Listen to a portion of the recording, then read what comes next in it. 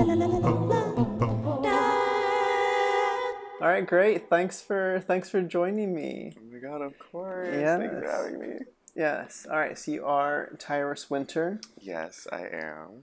I Fortunately. unfortunately, no. Well, we can talk about that. We'll get into that. Um, I this is our first time meeting in person. I've kept up with you for a bit on social media and stuff. Yeah. I think of you as, like, first and foremost as a poet. Mhm. Is that how do you Identify? Yeah, how do you identify? I Because I know you was do a lot. I know. And I recently was like I recently was like asked this question by one of my friends, Una, and I think of myself as more a vessel for like art and whatever avenue that is. Mm. The best way I can explain it is in like an artistic setting, is to where I'm like a prism and like light is flowing in, and whatever way I choose to project it that day, that's where we're going. So Okay. yeah. That's So, also a poet way. I was like, mm. So of the many things I do, just love art in whatever avenue I can. So that's like sewing, painting, poetry, like, yeah. okay. All right. Because I know I mentioned this before too, like, especially on, like, Instagram, you show off your different wardrobe stylings and whatnot. I guess I just want to start with there because right now I almost feel like a red carpet interview. It's like, all right, so all right, what are we wearing? Who are we wearing? We are How, not wearing myself today. This is actually from a shop in like Los Feliz. I don't remember the name, but she's closed now. She was a nice little British lady. I mm, loved her so much. But yeah, I was just like anything green I vibe with, so I okay. want on my body. Yeah. All right. Because I was, because that's, I don't even know where to start with you. But, It's okay. Many people don't. all right. Because you are up, like I said, like I mentioned, you're up to, okay. The topics I wanted to discuss with you was the fashion side. We're talking about the very littlest bit before we're rolling about how fun it is to I guess, why is the fashion side fun for you? Let's just start with that. Let's start with that. Okay, so what isn't fun about fashion? Honestly, I see fashion as more of like an expression for myself. Like, I think it's so fun for me now is because growing up I wasn't able to express myself in fashion and wardrobe and like just putting on clothes that made me feel great. Like, growing up I was very confined to just the norm of masculine setting. Like, you get one pair of baggy jeans and one pair of baggy clothes and shirt, and you just go. Mm-hmm. And it just never made me feel comfortable in my body. So when I decided to just like become more independent with myself, I also decided that I wanted to decide what I wore and who I presented myself as. So I was like, the best way to do that is with fashion. So Mm-hmm. I was like, it makes me feel so good to like make something or like find something or be given something. Someone is like, this reminds me of you, or can you wear this? Or I'm just like, yes, Yeah. give it to me. So you make your own clothes on occasion? I do. Cause I know I watched you were a part of a music video recently in which that was kind of showcased a little bit. Yeah, which Uh, one? all right, let me pull it up. I'm like, Sorry. oh no, did you find the other one? No. No, the one that I'm thinking about um, was Be Good Boy. Yeah, Be Good Boy, floaty copter. yeah, So you were the main talent on that one, which yes, is it very cool. was. But that one showcased. I don't know if that space was yours that we saw, It wasn't. but there's a frame with, like, all of your costumes in the background on, like, mannequin kind of things on Yeah. display, and you're there sewing. So I was going to ask you about that. Is that based on reality, or, yeah? I'm assuming. I think the reason why they reached out to me is because like that's my life basically, is that setting of like I'm sewing or I'm like feeling a type of way. But I think I was. Should I wait for the plane? No, just go for Okay. it. Just go for it. I It's usually fine. I think I was like kind of playing a character and like getting it more emotional in that setting because I definitely wouldn't like start like Sure. try to sew my finger. I'd be like, I'm gonna take a break. Hmm. But yeah, but it definitely showcased a lot of things that like I made or like had a hand in styling. Of course, there was a stylist on set, but she was like, whatever you want to Yeah, do, yeah, and I was like. So, but she was so great and so fantastic at even like finding things that she was like, I feel like this represents you really well, or I feel like you could rock this, and I was like, yeah, give it to me. yeah. Yeah. That's the fun part, right? Is the back and forth collaboration and having. I mean, yeah, Yeah. yeah, yeah. I don't know. Okay. All right. Go off, poet. So poetry. Mm, What? Or I don't know. Okay. You. I want to talk about. We're currently, as far as the video form of this, we're in a library right now. we are. We're on location, which is cool. Thanks for having me over. Yeah, of course. Um, I was gonna ask about. Uh, so we're in LA. Did you grow up here or did you move here recently? Like what's the, yeah, I don't, yeah, lay some groundwork for people that don't know who you are. Okay, so Yeah. the timeline Yeah. of the Tyris Winter. I grew up in like Lancaster, Palmdale area, so it's basically Mm. desert. If you ever seen like Joshua Tree, it's like that type of vibe. Yeah. Like nowhere, like a store you can like walk to, but it's gonna take you like an hour. So like that type of vibe. So I very much so grew up very secluded from like the outside world, which I used to think was such a detriment because I was like I'm not Mm. able to see other kids to be around people of my same liking. But I can see the positives in it because although my mother was like, "Stay away from people like the devil," I was like, "Ugh." But Mm. like I see the parts of I was able to refine myself and pick out traits that I like and pick out traits that I'm just like, I need to work on. And I was able to not only just find what I'm really good at, but then use that to get myself out of that situation. Mm-hmm. So I was able to get out to Los Angeles, the Yeah. city of the angels. Yeah. And that was, I would say, probably 2 years ago now. And I came out here and I've been super happy ever since. Okay. Able to dress how I be. Yeah, because all right, so you talk about coming up in an isolated environment in a way, like you said, you're disconnected from, I don't know, from the world, and which, okay, right now you're spinning in a positive way, right? Where I feel like it's almost similar to like LA lockdown, quarantine Yeah. stuff, where it's just you have all the time to yourself, and you're almost forced to face who you are and what am I and all those kinds of things, Yeah. which are scary thoughts to have to, to ponder. But how? All right, so you move. It's been about 2 years. I'm 2.5 years into LA myself, so Mhm. I'm. It's not too far off the timeline with your, yeah, Go yeah, on. snaps. LA gang, gang, gang, gang. So, what was the plan? What was the intention? Like, how did you talk about making the jump over and harnessing who you are to make the jump? Like, how did that all come together? If you don't mind. So the thing about growing up in a household the way I did, because my household was like very religious, very like, if you stray from us, like you're the devil. So I was like, oh. But Yeah. when I was 18, I was working at like a retail job. I was like a cashier. I hated it.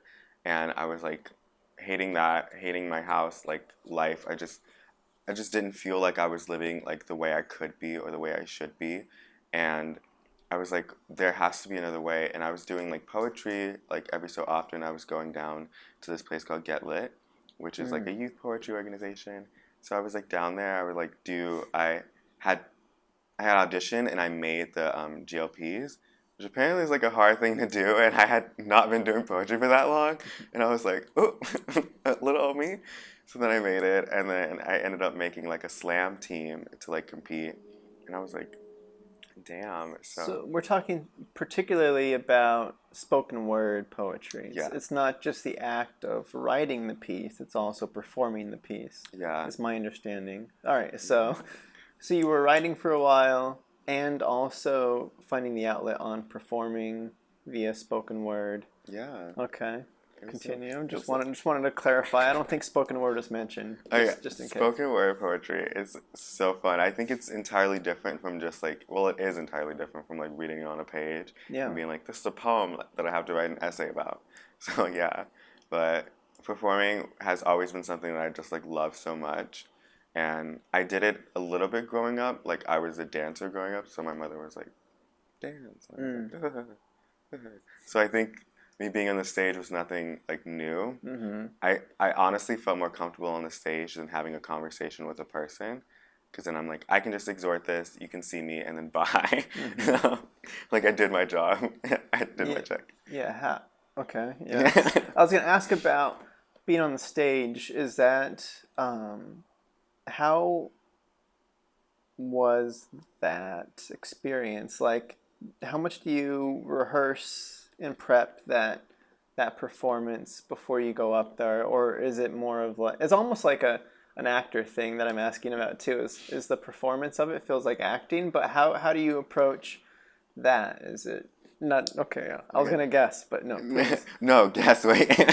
I want to know your guess. I was just gonna ask, because for me, I feel like it'd be one of two ways where I get really good at harnessing and in the momentness of my emotion and bringing up the emotion in the moment and just playing with what I have there, not really practicing in the mirror or getting it all done, or I over rehearse it and just really get it all down and perform the piece and pull the emotion via the practice. So it's either practice versus like in the moment and just like going with it. So I don't know which way or what ways. I mean, you're not too far off the mark. I think it's a bit of both for me. Like, I would say what I practice is like memorizing the words. So I'm not on stage and I'm like, I'm feeling this. Right. Yeah. So I memorize the words, and then I would say if anything, I just harness the emotion, or I remember what I was trying to like convey when I was writing it or creating the piece. But if anything, I do kind of practice the choreo with it, because I think the dancer in me is like, got to make sure my hand movements are good and got to make sure I'm looking at the right time. So if anything, I just set beats as to where I want the like storyline to go, because at the end of the day, you're just like creating a story, a scene. You're captivating somebody for like 3 minutes. So I'm like, let's go on this journey. Yeah. No, that's very cool. Yeah, because you have some pieces on YouTube and stuff that I checked out. Yeah. All right. Oh, another thing I like about you that I was going to ask about too was it's a little bit of a sidetrack from that for a second, but it's the humbleness of like you create stuff and you put stuff out there. But like I know, for instance, you had a story, summertime. But the caption to your story was like like you kind of hate sharing stuff that you're in. I do. But here's the poster and it's coming out this year or whatever the announcement was. So I was going to ask about what is it? What's the yeah, go. I don't know. What's It just makes me feel so weird to like be like, oh my god, like I'm in LA. I was just in a movie. Like I'm just like, who do you think I am? I make my own clothes. Look at me. Like I don't know. Like I just feel so weird. Like I recently like joined TikTok and I started doing like really well on there. Oh no. And I was like, this is really weird. It was like, like I don't know. I think success to me is something that is just. I think because it was so like unattainable or something I really I couldn't or I wasn't taught or shown I could have within myself. So I was like, now to like have it or like see it in like little parts or bits of what it could bloom into, I'm just like, this is weird, this is strange. Like, I'm like, am I being like too on this, or just like sharing too much, or am I just like gloating? I don't want to do that. And like, what if I gloat about this and someone's like, oh, he's doing well, so I'm like, we don't want him to be in this, and I'm like, like no, I'm like, Yeah. give me that smoothie brand deal. Okay. So I mean, I like that because because I guess there are those people that come off as braggy Yeah, and and we don't want to be that, right? Like, so that's the idea is how do you celebrate the successes without coming off as look at the cool stuff I'm doing and how great I am and feel yeah. bad about yourself or whatever, So I like the I would say I probably celebrate it with my friends, because then I'm just like we're hyping each other up in the moment, rather than me just like sharing it to like and then like people just see it and then like nobody says anything, so I'm just like, what is the real reaction? I'm like, do they hate it, do they love it? mm-hmm. And I rather let my work speak for itself than me just being like, oh, I did this, it's amazing, you check it out. I'm like, bring me your opinion, and if you come to my DM like, Tyris, I saw this and I hate it, and I'm like, okay, I Mm-hmm. won't do it again. I'm like, Sure. I'm sorry. Because it's a tough balance, right? Like the idea is, especially with like LA living, Yeah, is you're here for a reason, and you're trying to make art to share with the world, yeah. and yet there's this resistance to putting it out there I because know. because you don't want to do it the wrong way or come off a certain way. So it's that weird balance of how do I get this out there to as many people as I can without putting it out there. I know. I'm like, if I So just, and it's like, do I do close friends? Do I like, but then also people are like, promote yourself. But I'm like, I'm not a billboard. I'm like, I don't want to walk around with a flyer and be like, right, here's my card into Trader Joe's. Like, I'm like, I'm okay. yeah. And I'm like, So getting back to the jump to LA, was this always an aspect of you that you've I'm assuming you've always felt the way like it feels weird to put yourself out there in certain aspects in certain ways. So what ways have you found that have worked for you that are maybe not the traditional methods or like just how do you tackle Los Angeles? How'd you do it? How I don't know. My memoir. How besides we're all winging it and we're all just trying to do our best and whatnot, but yeah. I don't know. Oh my god, I don't know. I think I'm still tackling Los Angeles. We're still wrestling. It's got me in a chokehold right now. Well, with COVID, it's not helping. I So. know. I'm like, you'll see WWE, me versus Los Angeles. So yeah, I would say how I tackle just like existing in the city is like, to be honest, like not caring a lot what people think. Because I growing up, I used to care so much, or not even growing up, just like life general, Mm. TME. I used to care so much. I still do. I'm still like, oh, what are these people like thinking? What are people saying about me? Oh my god. And I think it's because I was around something where I'm just like, okay, something's bad can happen any moment. Like, so I'm like, I think that's why I was like really reserved within myself, and I'm just like, whatever people are doing, I'm gonna just like keep to myself and not get involved.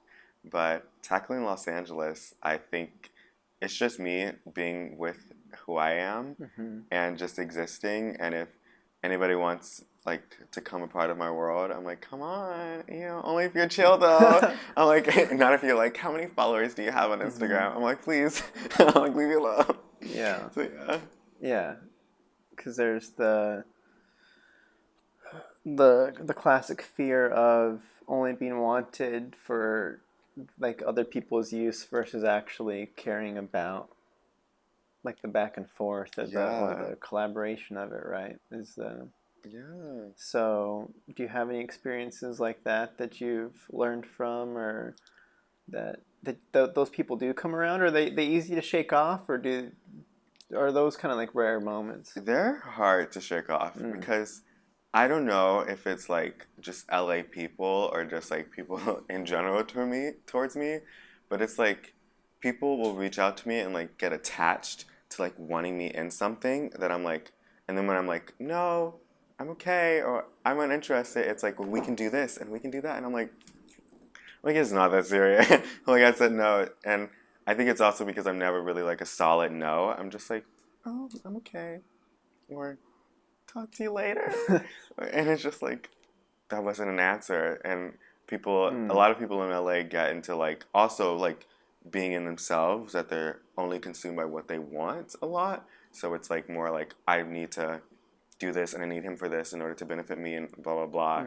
It's just like this back and forth, and I think about the fact that people are like, oh, just living their lives, and everybody's just trying to just like get ahead without getting hurt. Yeah. So it's really sad when you think about that, but I try to protect myself as much as I can, and in that I'm just like, you know what?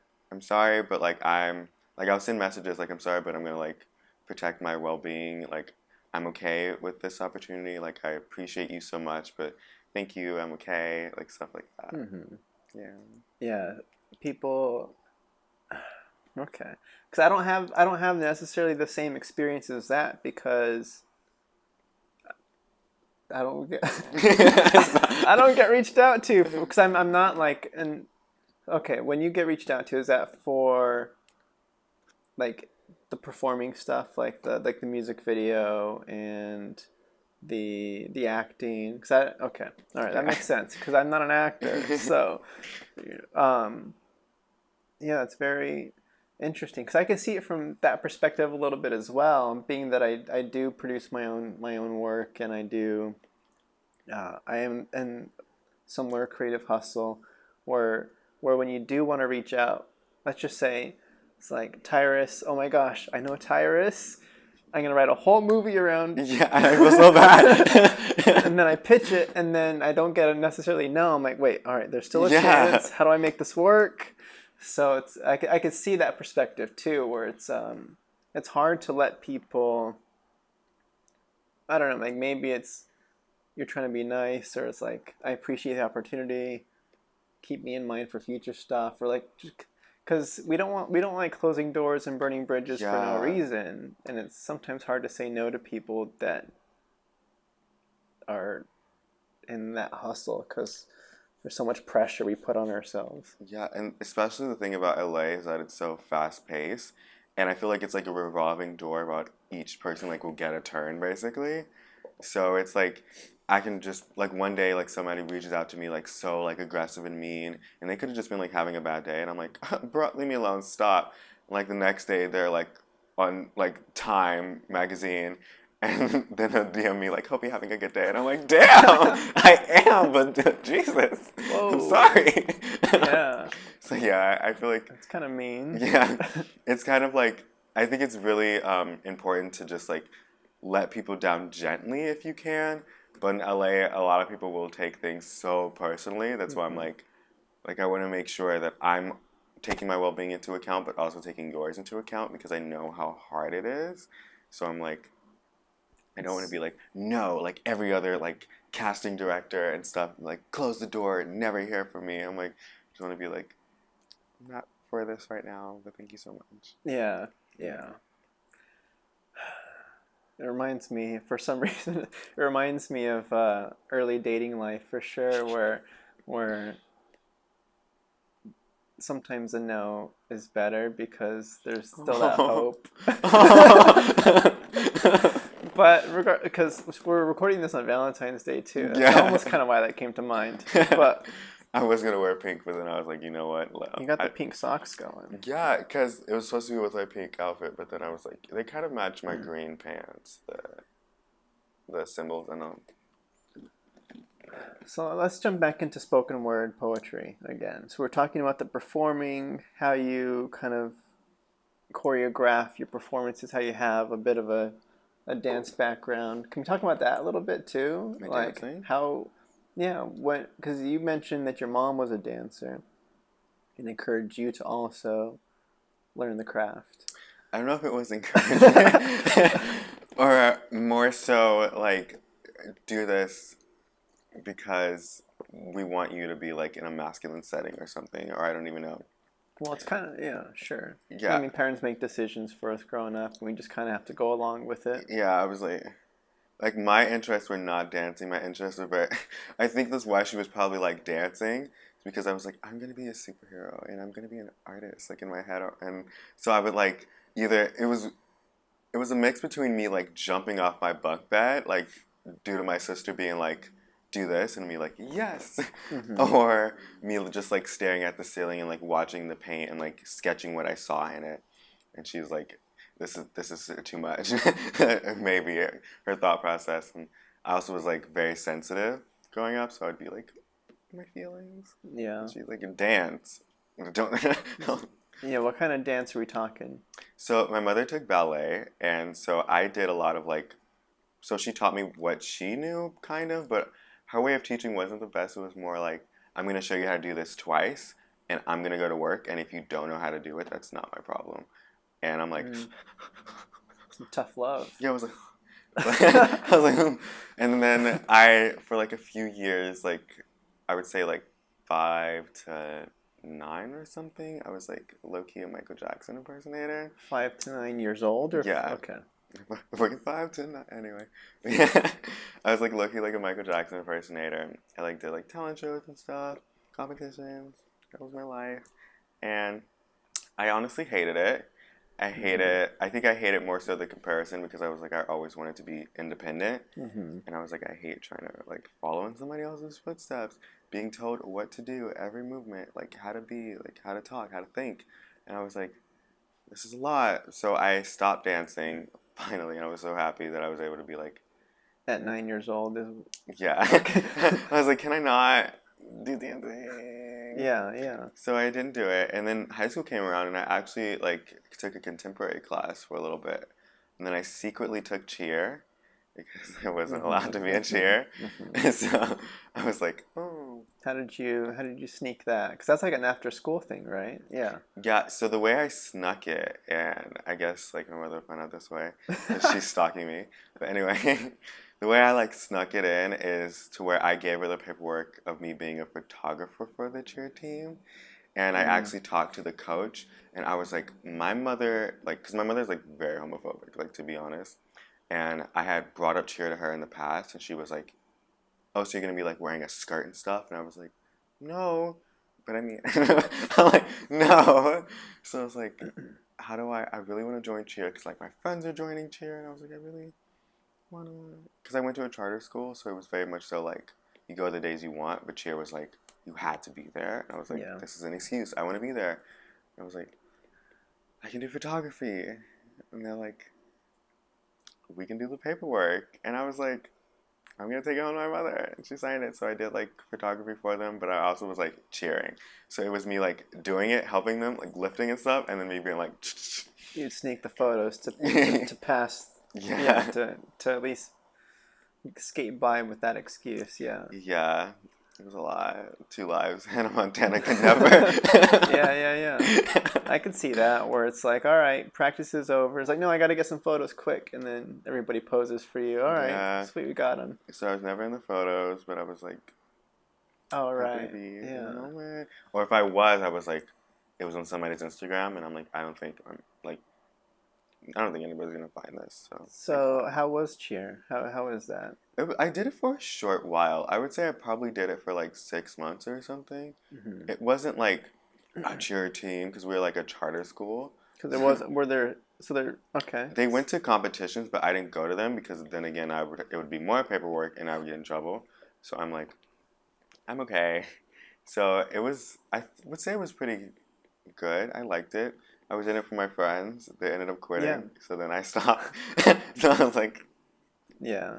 yeah. So does so were there? I'm not too familiar with charter schools, but does that mean is there like a football team and a basketball team and stuff to cheer at, or is it more of the competitions between cheer teams? Like, I don't quite yeah. They didn't have a football team. We had like if I remember, a soccer team and like a track. What do you call it? It's like a track or Track and field. track and field, but also like cross country. CrossFit? I don't know. Cross I don't know country? sports. Yeah, cross country is long distance running, I but the think- track and field is like the events around that's the track. Okay. We're I don't know the difference. Yeah, it's like you have the football field and there's a track that goes around it, and that'd be track and field. But Okay. you don't normally have. Okay, but that you wouldn't have cheers at the track and field events. No, Yeah. if I remember, I think it's cross country. All I know is that we would like go to locations to where it was like very like trees and stuff, but it would be like a center to where we would be like, oh, they're about to like finish. Oh, really? Yeah, I'm like, Interesting. And okay, so did you go to those too, like I to did. photograph? It was so fun. I loved Nice. it. That's It was awesome. nice. Yeah. And then your friends quit and you bailed too. Yeah, and plus I was like, I don't think there's a way to live this double life. I'm like, it's so You can hard. only it's like Yeah. Spider-Man, just trying to a lot of lying. Yeah, I was like, this is a lot. And it was definitely a lot to keep up and then like do schoolwork and stuff. And you had to keep your like schoolwork up in order to be in it. Yeah. And I was like, yes, I want to, but also like this is like a lot. Like I love it. And I think it was that then again, like that feeling of just like I'm doing this. I guess I love it, but it's like I can't like be fully in it because there's always something holding me back. So I was like in that disposition of like, okay, maybe dance isn't for me. Yeah. So I was like, bye. So from dance to cheer, and then you were always doing writing. Have you always been a writer? I would write little stories when I was a kid, but I would write little stories to things that I drew. So one of the activities that I loved to do when I was like younger was stare at paint, and I was weird, but I would like stare at paint textures and like see things in it. So a lot of things that I would like talk about in the paint textures was like, oh my god, there's like a war in there, and I would like draw it, sketch it, like what I saw, and like talk about what was happening. I'm like, oh, this person is this, and blah blah blah, and I'm like, and this people, and blah blah blah. It was honestly really entertaining. I entertained myself. So when you say just no judgment, but staring at paint, are you referring to like a painting, or like you would, or like any paint anywhere could do with that kind of exercise? Because I'm talking blank paint textures on a wall in my okay. bedroom. We all have our processes. So, Yeah, that was me. I would say when I started writing poetry was when I was 16, 16 or 15, but probably 16 because I turned ages at the beginning of the year. So I was like, the school year? Yeah. Or the, okay. so I was like, poetry, but I really didn't want to join it at first because I was like, this isn't for me.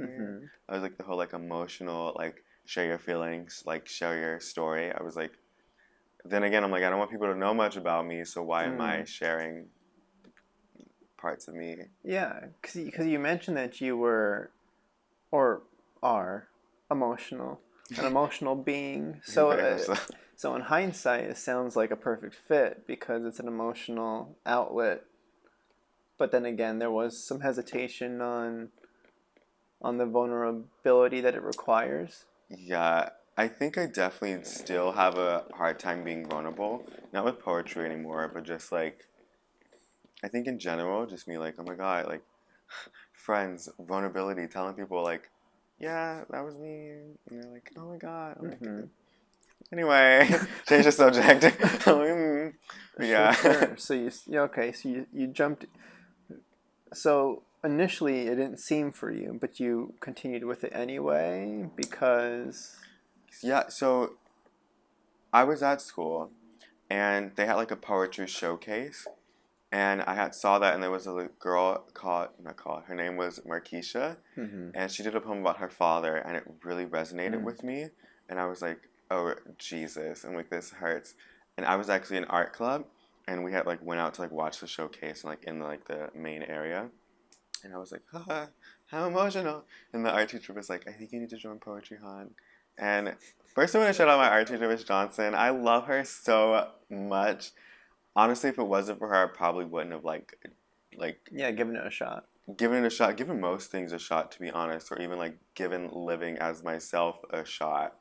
She was like constantly defending me. Somebody would say something about like queer people, she'd be like, well, honestly, and I'm like, get them. Yeah, So, yeah. I love her, but she was like, I think you need to join poetry. Yeah. And so I was like, yeah, in that moment. And then I didn't.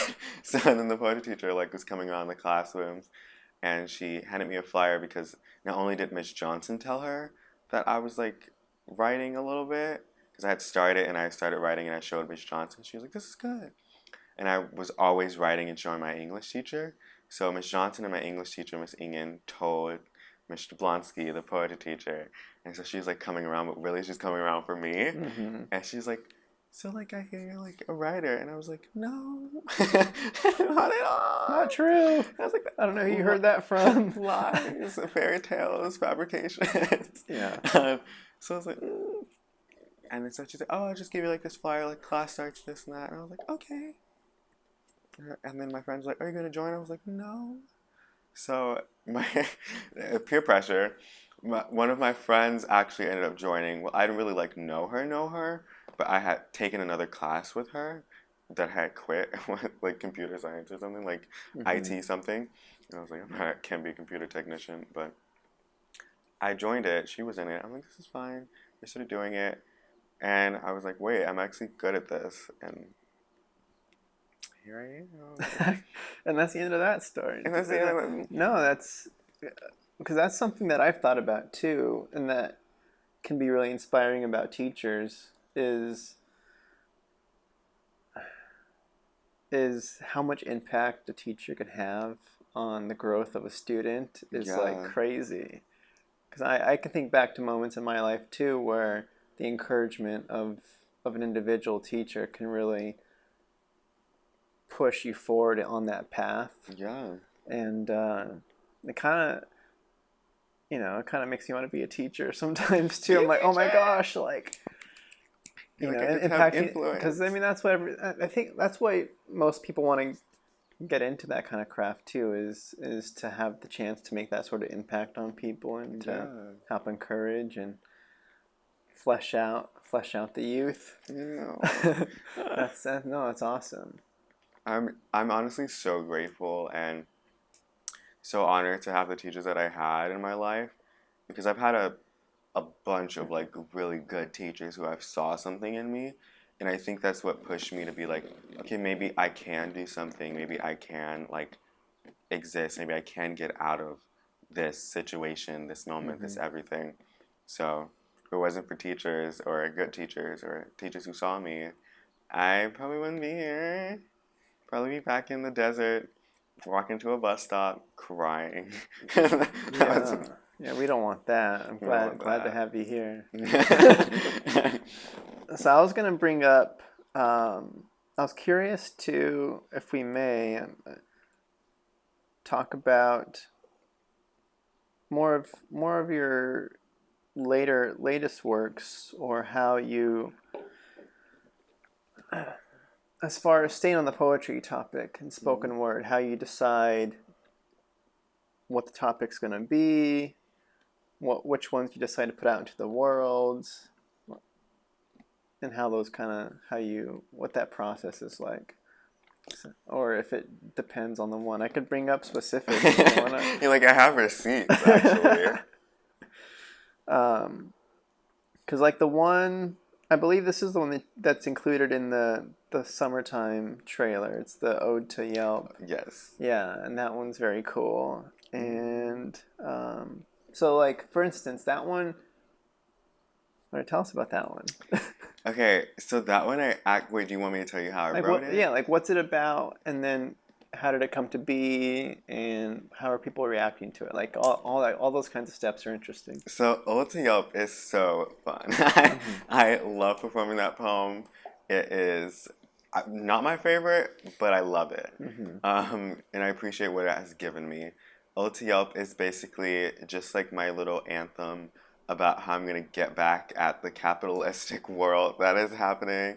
And I'm just like overpriced stuff and like the economy. I was just like really upset with everything that was happening, and I think it was because I was just becoming an adult, 18, and I could barely afford things, and I was just so like pissed off because I was like, I want to be able to like invest in myself, invest in my health and who I am as a person, but I can't. Like I can't like buy nice clothes. I can't do this, blah blah blah. And I was like, I'm just like, I just want to like I just want to eat a veggie lasagna that is affordable and isn't overly processed. I was like, is that too hard? Or like Mm-hmm. chicken strips that are like veggie chicken strips that are not overpriced, and I get a abundant amount of them. I was like, is that too much to ask for? Yeah, because the main premise of that is the $15 Yeah, like cap of if it's it was so yeah. And right now, when I actually only had $15 in my pocket, and I was like, Jesus Christ, I have to last 2 weeks because I was also paying my mother rent, and mm-hmm. I was like, all I have is $15 in my pocket. I don't get paid till another like. Well, I actually got paid weekly, but I was like, this check is going to my mother. The next check, Mm-hmm. I would have enough for myself a little bit. So I was like, God, I was like, how am I gonna make it? And I was so pissed and just so sad and just like a mix of emotions. And I actually was on the bus over to work when was listening to a podcast by Olivia Gatwood, Mm-hmm. and she had mentioned she was just like I'm on Yelp all the time, and I was like, so am I. She's like, I write bad reviews about real shit, and I was like, so do I. And I was like, I'm gonna write a poem to this, and I was like so pissed, and I was like looking at my Yelp reviews, and I was like, this is who I am. I Mm-hmm. was like, these are my words. And so I just started like writing to it, and I was like, this is kind of good. And I actually written it on the back of a receipt. I know. And I started writing on the back of a receipt on a bus, and I was at my register, and I had printed out a new receipt to rewrite it on, and I was like, because I didn't have paper, and I was just like, Mm-hmm. but I had my pens and my little apron thing, and I wrote it, and I loved it, and my friend Allie helped me edit it, Allie Bishop, Mm-hmm. and I performed it first at like the poetry lounge, like the DA poetry lounge, Mm-hmm. and to be honest, I didn't think it was good because I had never written a poem of me just like being upset, but also having like a full circle moment. Yeah. Like my poems often have a full circle moment, but I was like I'm upset, but like, and I honestly wasn't laughing at it like the whole time when I was writing it. I was just pissed, Mm. and when I performed it and people were like laughing, I was like, okay. I was like, well, I guess because when I was performing it, I was just like, I could buy it for $15. People were like, and I was like, yeah, I Because know. you're kind of hoping to start a riot kind of thing, and Yeah. instead people are just laughing at your pain. I was like, I'm gonna be the next movement, and like people are gonna be like down with capitalism, down with like Mm-hmm. economy, but like people were like, ha, I feel you, and I was like, yes, okay. It's like you're almost getting it there. Yeah, so it turned out so all right. So it came out to be more of a comedic turnaround. So then did you adjust your performance after? I did Mhm. actually because the first time I performed it, I was going very like straight through and like just like kind of mad with it. But also, when I get angry, I think it that like my anger isn't the same as like somebody being like, "Oh, I'm upset," like what you see on TV. Like my anger, I think is probably comical. That's why people were like, "Oh, this is supposed to Yeah. be comedic," because like my voice cracks. I was like, "Do you know what I can buy with $15?" And they're like, Yeah. so they're probably like, "This is It's more hilarious." comedic rant than angry. Yeah. Yeah, Yeah. so I just adjusted my performance to it, developed like some little moves that I just like do with it, and it's been one of my little staples. People know me by it, and I'm like, gross. Well, what? Like gross. It's like I'm more than that. Yeah. I Yeah. actually went to Pride and I got recognized for it, and I was Mm-hmm. like, no, because I had been like doing it at a few places. I did it at this event called Re-Rise or Raya Rise. It's like a mental health event that like Los Angeles used to like put on, and Mm-hmm. like a bunch of like celebrities and stuff would go to, and I was like, Jesus. And they had me doing poetry, Nice. and like people would come in like watch and stuff, like a bunch of groups, and I think one of the groups had seen me, but also like sent a video of me to their friends, and I was like at Pride just minding my business, and they're like, it was literally the volunteers like handing out stuff, or I don't know if they're volunteers, Uh-huh. but like handing out stuff, and like, oh, it's Yelp, and I was like, no, I was like, I'm gonna vomit. Yeah, yeah. So how would you is there a way somebody would call you out of a crowd and be like, you're the and you actually not wanting to barf? Is there any version of that where like you're the one that wore the or like how like is there a The thing is, I appreciate it, and a part of me loves it, but I think a part of me like fears it because I'm like, do they really love me or do they love something and I don't want to let them down? Because, like, Mm-hmm. I'm a different person on stage. Like, on stage, I'm like, I'm gonna move my Yeah, yeah. arms and ah. And then, like, I've literally, like, been told, like, people are like, oh, you don't act the same, like, off stage. And I'm like, I know, I'm really boring. Like, I make smoothies, drink tea, and watch paint. I'm like, Yeah, yeah, yeah. I'm like, I mean, it sounds a lot like. I mean, I've heard comedians speak up about the persona on stage yeah, is almost like the true self. It's like this is who I am. I'm presenting. Like the barriers are coming down. yeah, I'm showing you who I am, and then once you get off stage, that's when you resort back into civilization, society, walls up, and I got to play my part. And yeah, so it sounds like it's a similar thing where, so for some reason, people have an expectation that the person they're watching is the person that walks around the street, and it's like, well, and yeah. yes and no. Yeah, I'm like, I have the same afro, same wardrobe, but You not look the the same same. attitude. Yeah. I'm like, and I don't know, I kind of feel bad because, like, I don't know, I feel like people come up to me and they're like really like excited because I've been at like shows and they're like, oh my God, and they're like, yes, girl, and they're like doing all this, and I'm just uh, like, thank you so You kind much. of just do your. Yeah, I'm like, I think they expect me to like do a death drop immediately. Like Uh-huh. they're like, yes, go and I do yeah, and I like go into a death drop. I'm like, which is a part of me, but not me. I'm like, Hmm. I would do that on the stage. And I'm like, and like I'm not getting paid Yeah, yeah, yeah, right yeah. now. You'd be performing for them. Yeah, Yeah, it wouldn't be authentic. Yeah. I'm keep like I can't go up on a stage and just be like boring. Like, can you imagine if I went up on a stage and was like, here's my smoothie. Well, I think there's a way to deliver humor like that too. The thing is that it probably would do well. I would meet it. I'm like, I'm gonna be boring, and they're like, oh my God. I'm It's like, like we leave. love it. They're like, leave me alone. Yeah. Why does it all work? No, but I kind of like that idea too, especially. Yeah, it's the same. Yeah, it's yeah. If you gift wrap it in the right way, I'm sure you could weaponize that the boring as well.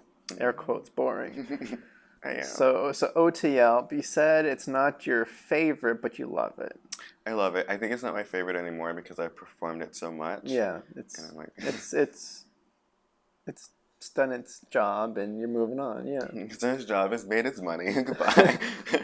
So what's your? May I ask what your favorite is? Yeah, actually, let me think about that. I think I have different lines, different poems that I just like love so much. I would say my favorite at the moment is. Do I love my work? Oh, we're gonna get deep I'm here. like, do I? What is my favorite? The one with the best writing that I love probably is my poem "Raise Kids Like Water" Hmm. because I feel like I'm honest with it. Yeah, it's short. Is that one that's available for people to check out, or No, okay? yeah, So, but you performed it, just I not haven't. okay. It's like a poem I keep myself. I would say that, and my favorite poems are really the ones that are like somber for some reason. Like I have the performancey, like get up in your face, like type Mm-hmm. of poems. But I would say Raise Kids Like Water and My Brother Calls Me Devil are like my two like poems that I would say that I just wrote that were so like, I'm really like not trying to rhyme. I'm just like putting down how I feel. Yeah. And I was like, oh, what? Right. Okay, that sounds about right to me. I was gonna, I cause I was only able to. I've only listened to the ones that are available like on YouTube and stuff. So if you YouTube Tyris Winter, you'll there's there's a selection of a few that pop up from last year to a few years ago potentially. Yeah. There's that range. I couldn't find anything newer than like 9 months. Yeah, I be hiding. Wait, oh my God, actually, Sure. a poem that is my baby actually, I would say is Mad Dog. I just thought about it, I was just like, that poem has all the things that I was like loving in those poems in it. Obsessed. Mad Dog. Okay. I actually wrote that having a panic attack. So I was like, Which one? What's that one about? it's about the perception of people in like my world and in my life. So I wrote about it and I was just really frustrated with like being like in settings to where I felt like I was being taken advantage of a lot. Mm-hmm. Or not even like, even if that like wasn't the case, I just felt like who I wasn't being taken into account, and how I was feeling wasn't being like upholded the way that other people's feelings were. So I'm like, I can't do this. Or just that like feeling of just like people expect so much from you, or what they perceive to be of you from what they've seen in the media, or who they want to see in you from like the perception of either you on stage, somebody that they think resembles you on TV, and they're like, that has to be you because I know no black people, and now I know you, and I've seen one black person on TV in 2 seconds on a show, so has to be you. And I'm like, no, I don't act that way. I'm like, no. Yeah. So yeah. So what's the core emotion that you put forward on that one? Is it angry or is it sad? I started off angry because I wanted it to catch people with the title, because they're like, oh, it's going to be an angry poem, but literally a line in the poem is like, but I'm not like this, and that's when I switched the tone, and I was like, got ya. But then it goes kind of like frustration towards the end, and not necessarily like anger, but like the desperation to like get across how I'm feeling and like what I've gone through to people, without being like, you know what, like this is not a joke, like I'm not a joke or something, you know? Yeah. I could imagine the way that you're describing it, because I haven't heard this one, I don't believe. Good. But I imagine the intention is to provide that additional perspective and educate people on how maybe they could see things differently. Is like, think about how I'm feeling and think about what your knowledge is, and once you mix that all in, then maybe people can be more open to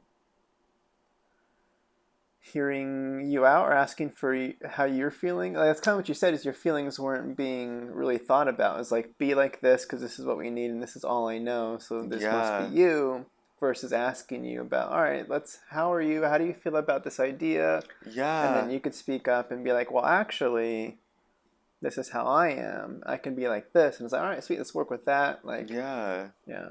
And I'm like, please stop. It was a lot of those moments. That's rough. You know. I feel that. We don't want people to feel like that. No. I don't know the names of these poems, but I was gonna bring up some topics that you brought up in your performances of the poetry, and see if there was more to them. Because, all right, I'll just mention one. You talk about this aspect. I don't know if this is something that you do or if you witness this in other people, but it's the act of like being in conversation with somebody and cutting the conversation short before reaching a vulnerable state. Yeah.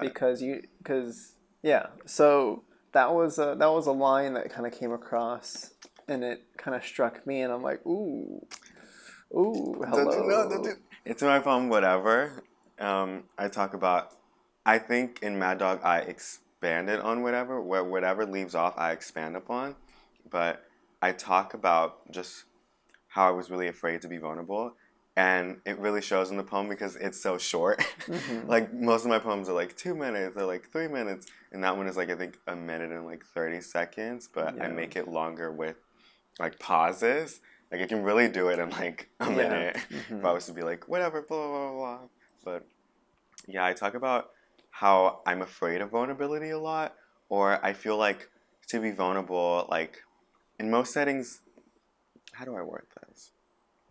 I feel like a lot of the times, in order for people to like care, of course they need the vulnerable side, but I feel like in order to care, I don't think you need always for me to be like, I'm having a hard day, like this is what happened to me when I was a child. Like just understand that like me saying no is just I'm like taking it like I'm just saying no, like I need this moment and it's not like a personal attack on you. So I was like I'm not having an attitude. So I was like, there's an art to an attitude, like in the beginning. Mm-hmm. Yeah, and I just like carry that throughout the poem and I tell them how I'm feeling.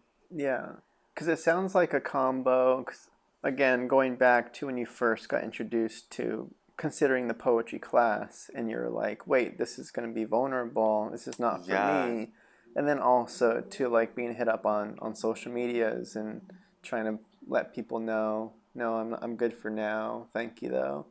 Like it feels like that combo is kind of recurring here. But also I was thinking about, I guess, of course, the nice thing about art is when it's performed, the person witnessing it is attributing those things to their own life. And Mm-hmm. I'm thinking about potentially moments, either because I mean I write too. Like I do script writing and screenplaying, not poetry. I don't. I got snaps there. I was like, it's not Still poetry. poetry. But so I think about like relationships and character dynamics, and the a constant theme with non-communication and miscommunication being a thing that causes issues all the time. And this was an aspect that I'm like, oh my gosh, this is another way that people just don't know how each other feel, because there's like a Yes. cutting off. As soon as you're gonna get somewhere with somebody, it's like, well, I'm not letting you pass that. Cut it off. Get out of the conversation I quick. know. So It happens a lot. I definitely think it's like, because as humans, that's why I'm like, I guess I'm afraid to be vulnerable. Because, like, what you see in the media is not really vulnerability, or they don't advertise vulnerability towards people. Or if they do, and it's like in this gaudy, romantic type setting where it's like the notebook and they're like lovers coming together, sure. like that type of vulnerable. Like, you don't really see people being vulnerable, or I didn't really see people growing up, like, being vulnerable, or people within my same like stature, like well-being, not well-being, but just like presentation of my being. Mm-hmm. So I was like, what is vulnerability? So not many people see vulnerability in a lot of male figures, especially on TV. And vulnerability really isn't advertised. Or if you notice on like reality shows, when somebody's like crying, they're dramatic, like they're blowing that out of proportion, but no one thinks about the 360, like how that person feels. Like it could be the moment before, the upbringing. Like there's so many things that are going into why this person is feeling how they are in this moment and this reaction. That's why when I know people like get upset with me, I'm like, I'm gonna let you down easy, or I'm gonna tell you things that is easy for you to hear, so that I'm not just being like harsh. And Mm-hmm. that's another thing that's hurting you, because I'm just like, I'm not gonna contribute to your hurt, babes, because we're all hurt. We're all just little hurt beings. Yeah. So I'm like, let me not. Do you have the experience with no? I guess knowing that that's a thing and cutting off conversations to avoid the vulnerability. Do you also have the experience of extending a conversation to try to pull out vulnerability in people, and how that goes? Just I do. I I don't think I do it often. mm-hmm. um, Yeah, yeah. but I talk with my friends a lot, and a question that I ask, or questions that I ask, is like when, like, say my friend is like having like a hard time, and they're like, hey, like, blah blah blah, like we're just like in conversation, or they're just like telling me something. I'm like, is there anything I can provide for you? Do you want support? Do you want like support in this moment, or do you want advice? Like, is there anything that I can provide? And if they're like support, I'm like, fuck that bitch. I'm like, no, Yeah. no. But like advice, I'm like, maybe not fuck that bitch at this moment. Mm-hmm. I'm like, but in the next. See what the kind of problems your friends are dealing with there. Yeah. Yeah. I would say, if anything, when I extend conversations Yeah. like that, I always ask if it's okay, or if the conversation is being extended from somebody on like the other side, like they're like trying to ask me about stuff. I'm like, I always say what I'm comfortable saying, or sometimes you have to say what you're not uncomfortable saying in order to get like your point across or Mm-hmm. to tell people. Because I've been in multiple situations where people just like two people are just like butting heads, and they're taking all this like baggage to the like site of the butting heads. Mm-hmm. And that's the term analogy, site of the heads. But yeah, they're taking all this baggage, and neither one of them is unpacking what they have. So in a lot of So it's not settings, too productive. yeah. Yeah, I like the way that you go about it, though. I don't know, because I think, because I have the issue sometimes too, where I know something's wrong, and then you try to make the person talk, but you can't really do that. So I like the way that you go about it, where it's the ask up front of, do you want, we can go down this path or this path. Is either one helpful to you? And Yeah. then you can provide the A or B path on that. That seems really nice. Yeah. That seems very nice. Because That's very mature. I think a lot of times what happens is that when you know something's wrong with somebody, you're also not vocalizing that you know something wrong. I used to do that a lot, where I'm like, I know something's wrong, like either in myself or like my friends or like somebody Mm-hmm. that I care about, and me just being like, "Do you want a smoothie?" is like not really beneficial to what they need. I mean, it could be, Mm-hmm. but I'd rather ask like first, like, is there anything I can provide you that Yeah. like can help, will help, like information, resources, advice, like do you need to talk? Do you need to just sit here and cry and me to just be a comfort for you? Like whatever I can do. Yeah. Sometimes it's just space. It's like I Yeah. don't like of course if it's somebody like you live with or somebody you've known for a long time. Sometimes the answer is don't bring it up Yeah. because that's gonna hurt more than it's gonna help. So And at least in that setting you know now. So you're like, cool, I don't care. So right. yes. So you know how to navigate it better and you're not just like back at the site of the butting head. Yeah. So the moral of the story is vulnerability is hard, I know. and it's not fun for anybody, but Mm-mm. it's important. All right, Period. next line. You mentioned at one point the topic of safe spaces, Mm-hmm. and I feel like safe spaces is a newer phenomenon that's developed. From what I recall, I'm trying to think about history. It feels like it's newer in the like last 10 years or something. I don't know. I think it is. Where I didn't. yeah, I don't know. I didn't. What do you think about safe space? I don't know. I think a lot of things.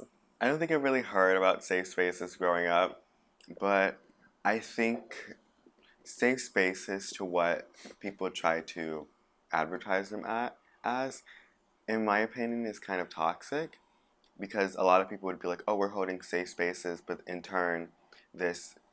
Well, I would say the term safe Where space, would people say that? Where is that? not like holding space, like come here, this is a safe space, but like they'd be like, this is a safe space for like talk, blah blah blah blah blah, Okay, okay. like that type of setting. But that can be like kind of toxic when you're thinking about it because they're not really saying safe space like I'm here for you. A lot of times it's I'm here for the positive aspects only, or to tell you like it will get better.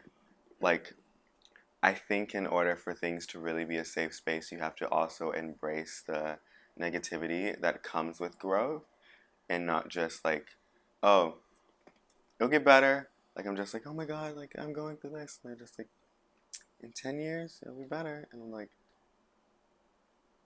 okay. I'm like, great, thank you so much. Yeah. So it's that. Okay. I mean, I agree. I agree.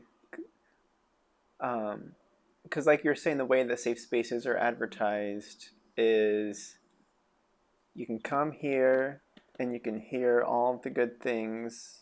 Like you're not. It's a place to not get offended. It's a place to not get insulted. It's a place to share what you're gonna think. Share your viewpoints without being challenged on. Like I don't quite.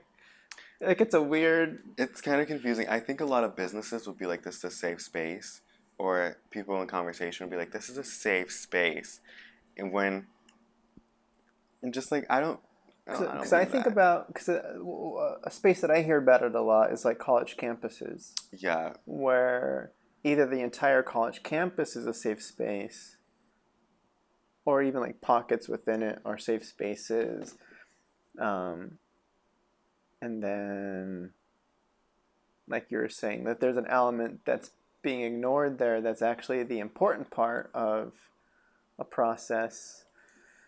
But yeah, you include safe spaces in a poem, and you were kind of ranting about that. I can, like, it feels like a rant. It's, I don't know, venting. I don't know how I you consider think it. I think you've probably heard Mad Dog. 'Cause, Maybe is that yeah, what? Maybe. the line is, I hear talk of safe spaces, but nowhere feels like a sanctuary. Yeah. I Is guess I have heard it. yeah, yeah. I was basically saying like how I felt is like a lot of people will tell you like, oh, this is a safe space and stuff, but they're not really like meaning that. I think, or I think a better term, not a better term, or something that would be like more pleasant to my ears. It would be like I'm holding space, like Mm-hmm. for whatever you have to bring, like instead of just like safe space, because then you're advertising that I will protect you, and then like all you can give them is this is it will be okay, and send them on their way. It's like I stop like offering that. safety if you can't provide it. Yeah. Whoa. Oh. Period. Holding space, though. I like that. You can't. Yeah, it's not as marketable. Yeah, it isn't to be like safe space. Like I'm gonna protect you, but like because like if there's something like say going on at home with a child and you're like this is safe space, are you really going to be like I hear you, I'm listening to you, like you won't have to go back to that, or I'm going to protect you? No, what they're a lot of times what they're doing is this is a safe space, and then it's goodbye, like you just talked to me, and then they're still like carrying that, like at Mm-hmm. least they did get to talk it out with somebody if that's what the space is providing. But a lot of times I'm just like, be honest in your Yeah. advertisement. Yeah. Okay. Ew. Next up, Pretty People. No! Gross. I hate that phone. You hate it? Mm. Okay. I was listening to that one and went to a pretty dark place at one point. I'm like, oh. Anyway, you don't like that one. So how do you?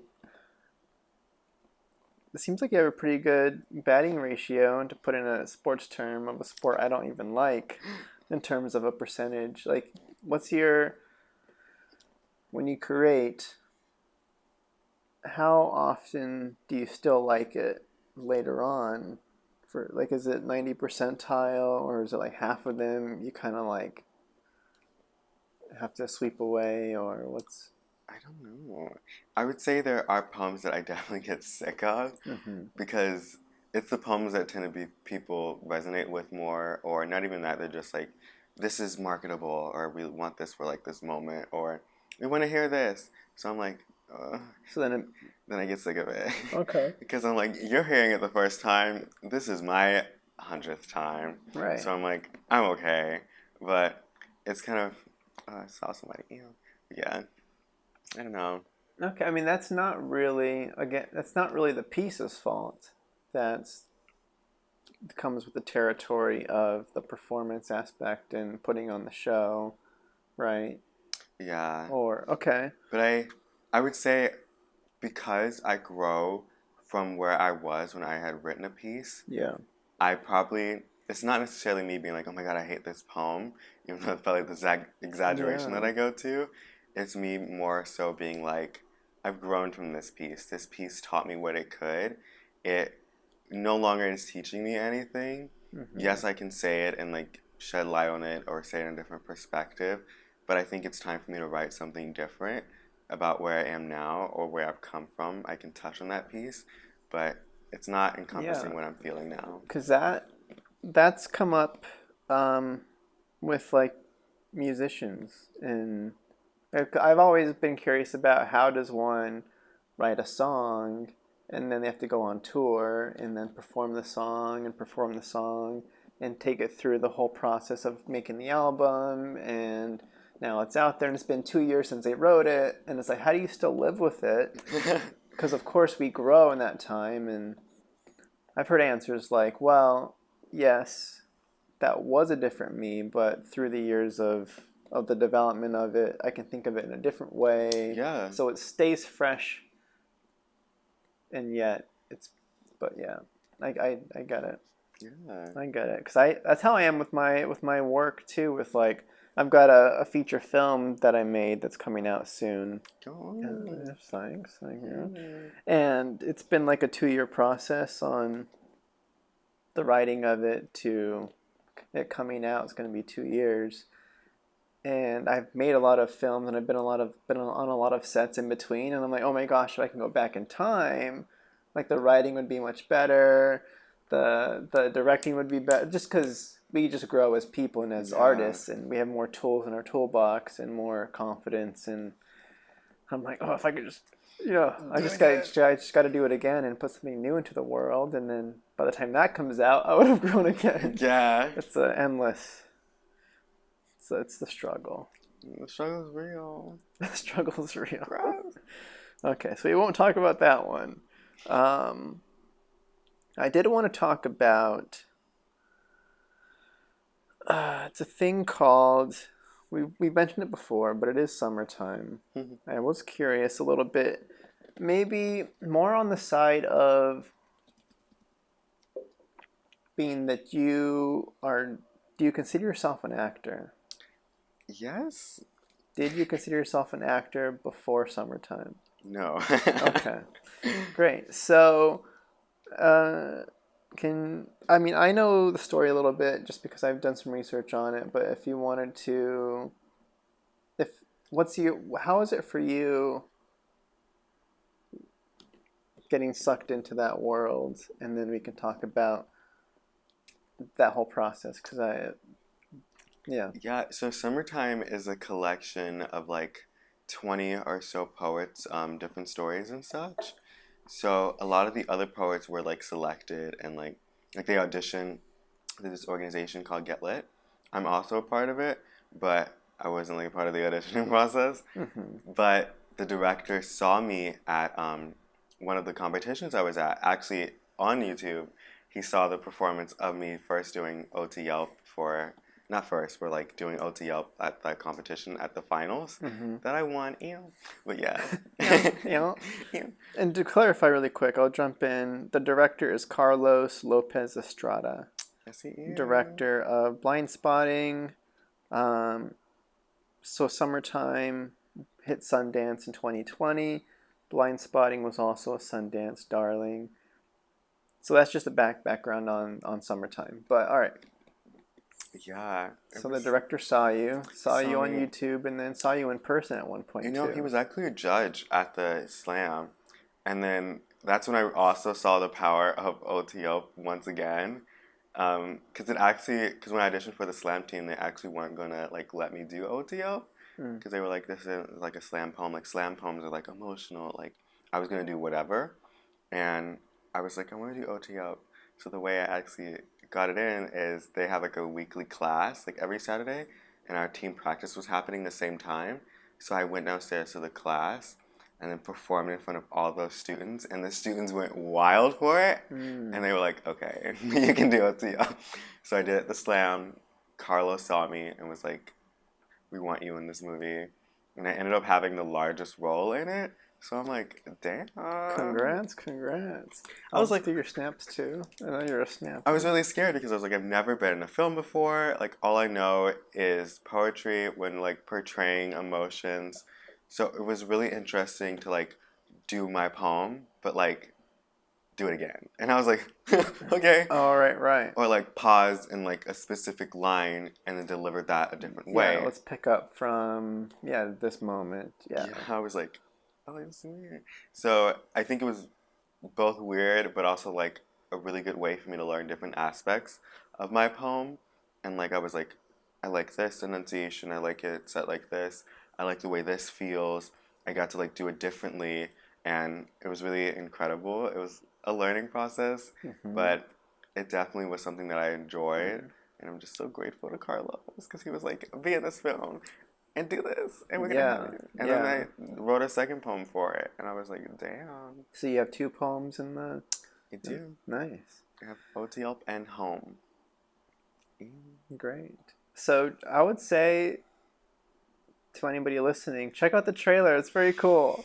I like it a lot. I watched it like 3 times. Stop. And then Tyris comes up and I'm like, rewind that, play. I'm just kidding. I really do like dislike seeing myself. It's in a great things. trailer though. The editing on the trailer is beautiful. Yeah. I think it's very cool. But you were saying seeing yourself. Is that what you're saying? Yeah, I really hate seeing myself. I saw the trailer and I was like, ugh, myself. Skip. Yeah. Well, maybe that'll change. We'll see. Hopefully. Well, I don't know. It feels similar to the humbleness of not wanting to put the stuff out there. It's like I want to be out there, but I don't want to be out there. Like it's that fight of wait, no, I don't want to see it, but like let it exist. It's a weird. Yeah. Like if you see me, yes. I'm like, but I don't want to be like I'm a billboard. Yeah. No, but that's very cool. So being that you hadn't acted before, what was your,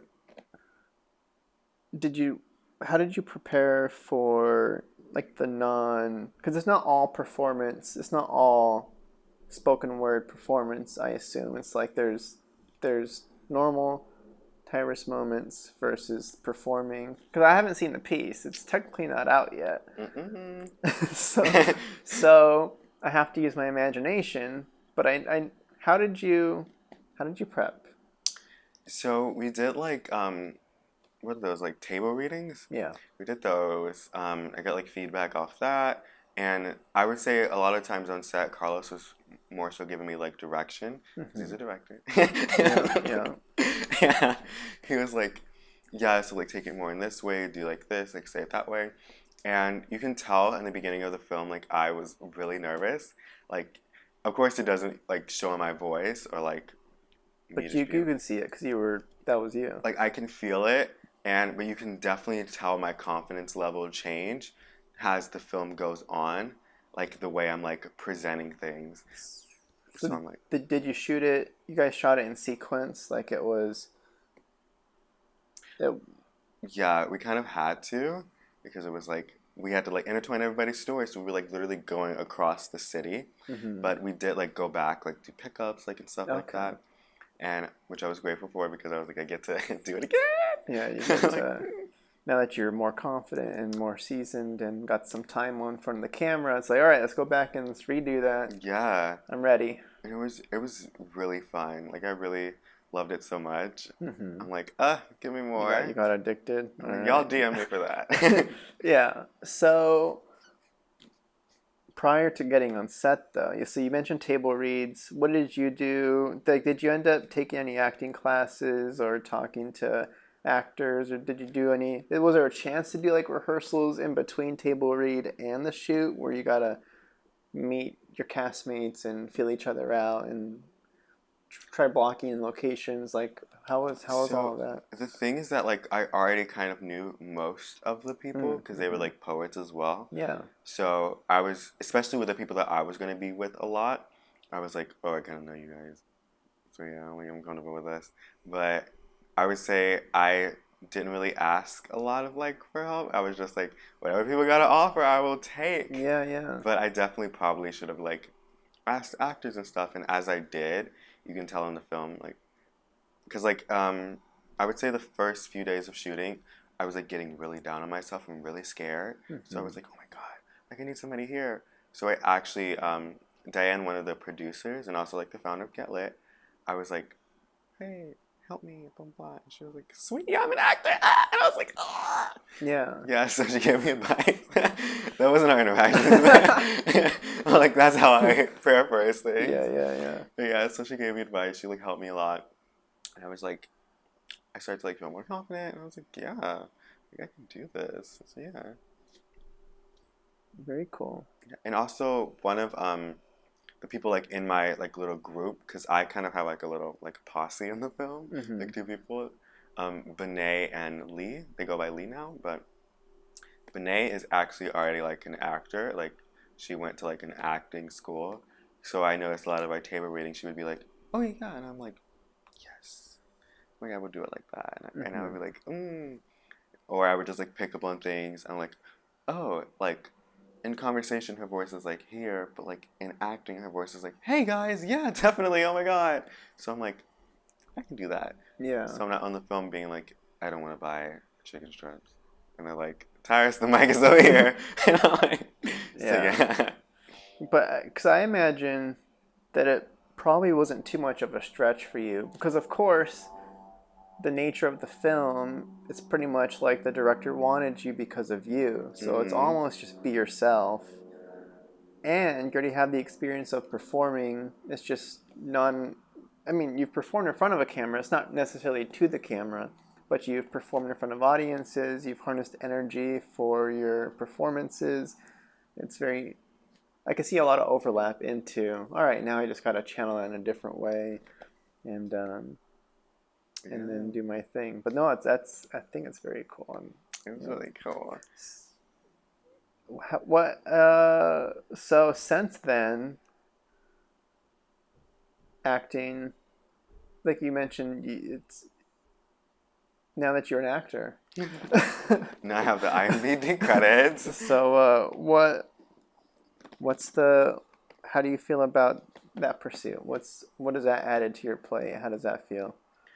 I feel like it's just like another avenue for me to just like express my art. At first I was like, I'm really scared, like, is acting for me? But I've been like seeing people or like hearing people who are like, you could literally be, if you like, this is something that you want to do. Because I have the habit of, I want to do this and I get really good at it. So I'm like, this is my first time and I got this. I was like, sure. Let me see. You're getting spoiled early on there. I know, I'm like, what can I try? Yeah. I think especially if I give it more juice, but I haven't really lately. But I would say definitely something that I would want to explore, because I would want to see more people of my likeness on screens on television, because I've had people reach out to me and be like, I saw Summertime and it was so incredible. Like at Sundance, I'd be like, that made me so happy. There was this one lady at Sundance who I appreciate so much. She was like, oh my God, we love you so much. She was like, all of South Africa is rooting for you. And I was like, that doesn't really make sense. and I was like, are you a South African ambassador? I was like, okay. But I was like, thank you. But I also was like, that's really sweet that like I get to like have an impact or just like an inspiration to somebody, or not necessarily impact. Like I'm not Billie Eilish, but I'm like an influence in whatever way I can. You made like, an impression. Impression. There we go. That's a good word. A spot. Like there's a little thumbprint on your wall. So how was Sundance? How was because I know I watched like one interview where it was like director and cast, and you guys were like lined along this table and getting to a little bit of get to know you session. But how was the act? Because I've never been to Sundance. I have like a bunch of film friends that are like, this year was different, of course. Yeah. But in years past, it's like a hype event for sure. It is. How especially being that you were a face on the screen. How was that? It was really fun. It was really scary. I would say a really positive thing, which is also kind of scary, is that I got recognized a lot, because apparently I'm like really recognizable with my hair, and I was like, and it freaked me out. But then I started to like get used to it. I was like, I don't feel the acid coming into my stomach for me to vomit. I was like, oh my God, it's getting normalized a little bit. Oh my God. And I was just so appreciative of like all the love I was getting and stuff. And I think the apprehension comes from people like expecting me to be a certain way. Right. But I think because Carlos was like, we want you to also do a second poem and be yourself even more so, it gave me an arc and gave me the character development and like the whole like 360 of like, there's more than just this guy who hates avocado toast and chicken strips that are overpriced. So I think people seeing that vulnerability that I was so afraid of is what made them approach me differently. That wasn't just like tongue popping, blah, blah, blah. Yeah. So they're able to see things that that they didn't see before. So I'm like, I was really happy that people were like so positive. I was happy that I got to dress up I was gonna and ask. I I was get gonna up. ask. I really stunned it. I literally Googled Sundance fashion and I was like, oh, this isn't a thing. Well, I mean, it is, but like, it's like, here's what people wore at Sundance. Not really like Sundance fashion Yeah, article. it's no big red carpet coverage and stuff So I or was whatever. like, that is a problem. I'm like, Okay, I am going. so you went with a mission. All I went right. with the mission, and I definitely blazed my trails. Each day I did have a theme. How many days again were you there? The whole, You were there the whole time? yeah, I think the whole time. Remember? It's like what, 5 days? Yeah, Okay. 6 or 7. I stayed a while, You took it in, yeah. and I was like, I love this. And each day I had a theme. I'm never leaving. It was so fun. I got to meet so many different people from like all across the globe, and I was like, this is incredible. So all right. What did you wear? What did you decide? How did you? Because there's like days that there's the specific day that the movie was going up, and then there's just other days too. How did that work? So, Arrival, I was incognito glamour. I like incognito glamour. Yeah. I had like a glitter like head wrap and stuff, and it was like a black fur robe, and I was like, Nice. we walked into like the place, set our bags down with our shades on, and we were like, we come in with a mission only. And I also had velvet gloves on, and I was like, mission. The premiere, I decided that my theme was Los Angeles, but ain't like Los Angeles or whatever I decided in my head. But I also decided that I wanted to resemble the Sundance logo in a way. So that's why I made a crown for my hair. And 'cause my hair would be like the little bottom, and then the crown would be... Only like a few people got it, and they were like, wait a minute! And I was like, whoa. Oh. It was really fun. I walked in wearing all white, glitter robe, stoned to the house. It was really fun. The second day, I believe I wore like a gold look or something that I had like gotten from a brand. And last day, not the last day, the other day is pink. Okay. Then I wore white again, glittered a jacket. Literally like 10 minutes before I had a little panel screening or whatever. Like we would go after and talk after the movie showed. Yeah. And I like was glittering that jacket super fast because I was like, this needs to be perfect. It was fun. Yeah. But mostly monochrome that I'm thinking about it. Yeah. Black, white, gold, pink. No, that sounds like you made the most of it for sure. How involved was the production in coordinating the Sundance thing? Like, did they?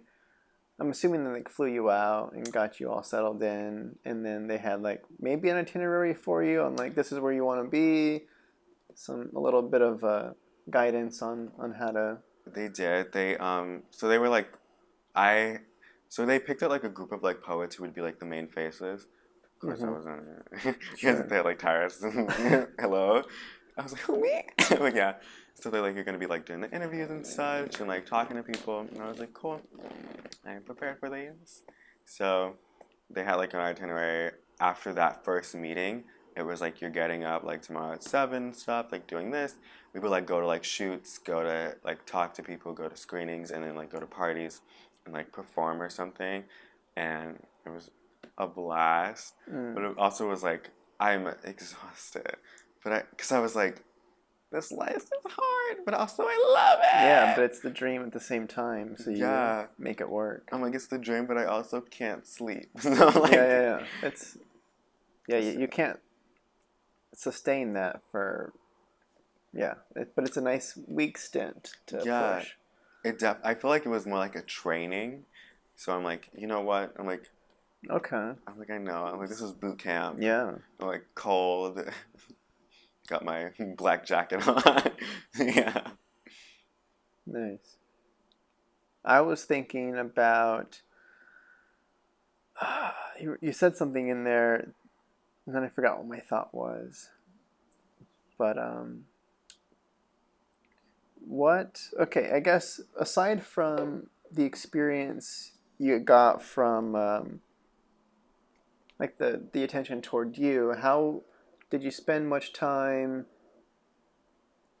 like watching other films, and how was? Oh, I guess the thing I was gonna say was the way that you were being encountered.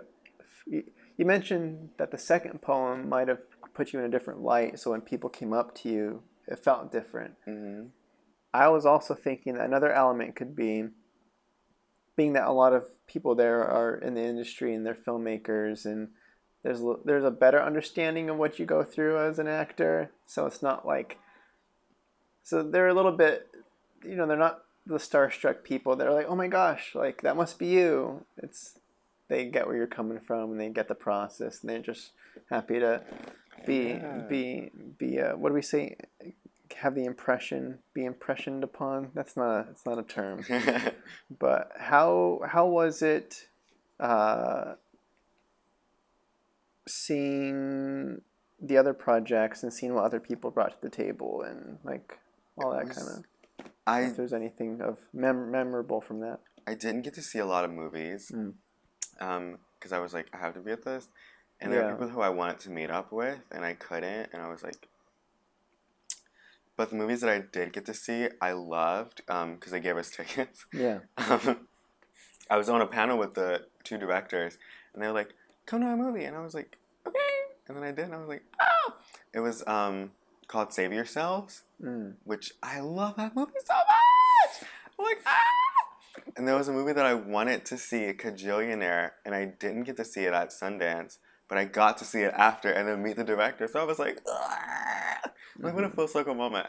Because, like, literally at the screening, I had tickets, and they were like, I'm going to go to the screening because we had just finished, like, an interview, and I was like, I'm going to the screening. You guys can't stop me. I'm Ubering. Bye. And they were like, you have to be at this. And I was like, but I was like, it's Freddie. I was like, I just want to see it. Yeah. I would say I got to see two movies. Save Yourselves, and it's a Bruce Lee movie, I think his name is. Bruce Lee? Yeah, I want to say it was Be Water movie, like a documentary. Yeah. I really loved it. Okay. Because I guess I'm wondering about, being that you didn't consider yourself an actor before, and this was like the turning point experience. I'm just trying to imagine if you watch more movies, or if anything has changed since that experience. I guess that was what I want to ask too, was,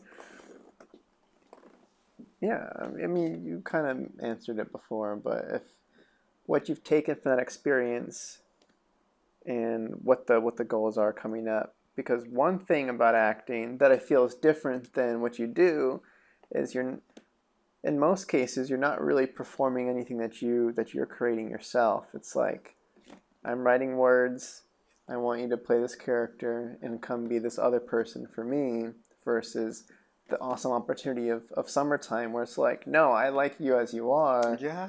Here's your poems. We're just gonna feature you as you. Like that seems like the best case scenario for the meshing of your worlds of acting and performance of the spoken word. But moving forward, how do you feel about giving a little bit of the control away on the writing and stuff? How does that work? So I've had like a few auditions that I've been like really happy about because I feel like most people reach out to me or send me roles that they're like, this is Tyris, or I feel like I could like do justice to. But I think now it's more so applying what I bring to the table, which people already resonate with, to a role. And of course, if they're like, oh, we want you to act more this way, I can. But it's definitely more in a way where I'm just like, I can think of a backstory that gives me something that enables me to be able to do that. So if they're like, you're super depressed or super sad, I'm just like, okay, so this is what happened to me. Like, and I like take experience that I've had, and I'm like, okay, this is what would drive me to be like this person. And I can be able to just like embody that. Like on Be Good Boy, where they're like, you're just like lost, you're this, and I'm like, Mama, that's not too far off the mark. Yeah, I was like, so you let can me do get that. there. Yeah, I guess for I don't know if other actors are watching or listening. Here's the thing that I like about Tyris, and it's kind of what you just said was even without meeting you, like even just from your Instagram and like some articles and stuff, like I'm like, oh my gosh, I feel like you do a really good job of presenting yourself as who you want, like how you want to be seen. Like there's like the genuineness there of this is who I am, and I'm not pretending to be somebody else for you. Like 100%. yeah, so here I am. So it makes sense that when you're being reached out to, they're reaching out to the person that they already know you are in a way, and that helps. I would say it's definitely beneficial to be yourself. Like, hey, like Newsflash. props to the people who are really good at faking it, but I would looking in the past, hiding like who I was, like my sexuality, my being, like didn't benefit me in any light. Like I was working at a grocery store at 18, like in the closet, not like in the closet, but like people were like, he's obviously queer because he's sensitive. Like that's people's assumption. Mm-hmm. So I'm like, but when I really started to embody who I was, there was an obvious difference and an obvious like switch into way people like behaved around me or approached me or just talked to me. Because I would say me in the past, I was very much so like incognito, walk through the moment. Like people would be like, "Oh, I see something in you. You're just not there yet," or "You're just not living as you could be. Like you could be so powerful." Like I heard that a lot growing up, and I would just be like, "Okay, goodbye." So I'm like, "Yeah." Thank you. But I would say it's so beneficial to be yourself because like who else can you be? Like you can only sustain being somebody else for so long before it kind of like takes a toll and you don't know who you are. So I wouldn't want to do the disservice to myself to pretend to be anything other than who I can authentically be. I love it. Cause okay, the thing that I think is nice about your path into the acting world is you weren't trying to be an actor. No. and it kind of came to you in this roundabout way, and it came to you after you have this good grasp of who you are and all that kind of stuff. Versus a traditional actor moving to Los Angeles doesn't know who they are, and they're looking to fit into whatever peg will get them cast. And like, I'll be whoever you need me to be. Yeah. And there's this wide net of like, there's almost like a disconnection in the brain. I'm not an actor, so I'm making an assumption here. But there's a disconnection. There's a disconnection. There's a disconnection you make because I don't want to attach myself to who I am because I want to be as chameleon-like as possible. But I think the more healthy approach is who are you, and we'll bring you on because we like you as you, and then you're a good enough actor where you can kind of verge off that in different ways, and obviously be dramatic in ways you probably are in reality, or you would love to be in reality, but you don't get the chance to. No, but that's awesome. I don't know how did you, because okay, I feel like it's a common question. Is, oh my gosh, how did you find yourself? How did you know this was who you are? Mm-hmm. How? Because people spend their lives looking for themselves, and they can never land on it. But you seem very confident in yourself, in finding out who you are, at least the current version of you. We're all growing. But what's your answer to that question? How do you take that? I would say it kind of goes back to growing up in the desert and having so much time to explore who I was, that I was able to develop me in a sense where I'm like, this is who I want to be, this is who I want to express. I may not be able to express it in my household or have the safe space to be able to express it outside right now, but if I can express it with myself and like build upon it, I'm going through like that little like ogre phase. Like they're like people are like this is rough. To where I've been through that, so when I Mm-hmm. express it, they're like, "Whoa, where has that been hiding?" And I'm like, "Always been here, love." So Mm-hmm. yeah, I would say the journey to become myself was definitely not a road that I was just like happened overnight. No, It for was like sure.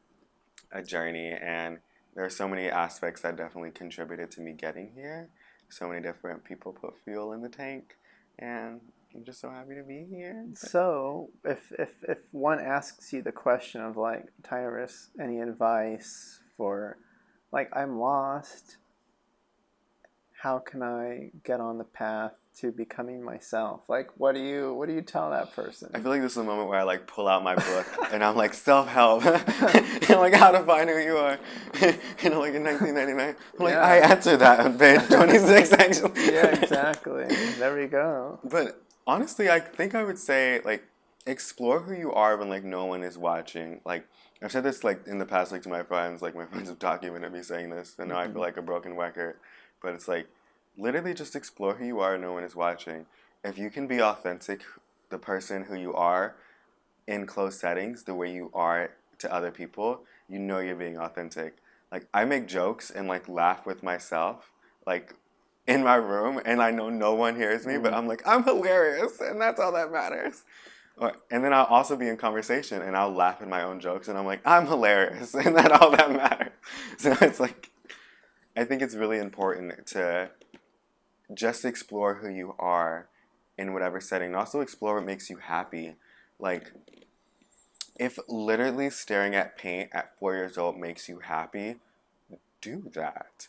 There's probably a community of paint watchers on Facebook that you can find. Like Hmm. there's always going to be a community of people who have already living authentically that you can join. I think what happens that people are like, I'm alone in this feeling, no one else is like me.